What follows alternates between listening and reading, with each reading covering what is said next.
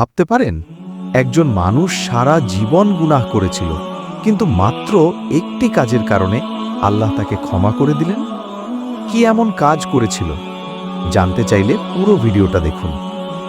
মানুষটা সারা জীবন গুনাহ করেছিল, নামাজ রোজা কিছুই ঠিকমতো করত না। একদিন প্রচণ্ড গরমে সে মরুভূমির পথে হাঁটছিল। হঠাৎ সে দেখল একটি কুকুর তৃষ্ণায় কাতর হয়ে মাটিতে পড়ে আছে।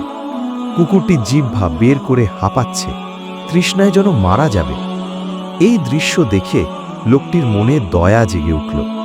সে একটি কূপের কাছে গেল, নিজের জুতো খুলে কূপে নামল আর জুতায় পানি তুলে এনে কুকুরটিকে পান করালো।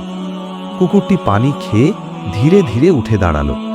এই ছোট্ট কাজটি ছিল আল্লাহর জন্য করা একটি দয়া, আর এই কাজের কারণেই আল্লাহ সেই মানুষটিকে ক্ষমা করে দিলেন। এই ঘটনাটি আমাদের বলেছেন হযরত মুহাম্মদ সাল্লাল্লাহু আলাইহি ওয়াসাল্লাম, সহিহ আল বুখারী। তাই মনে রাখবেন, কোনো ভালো কাজকে কখনো ছোট মনে করবেন না।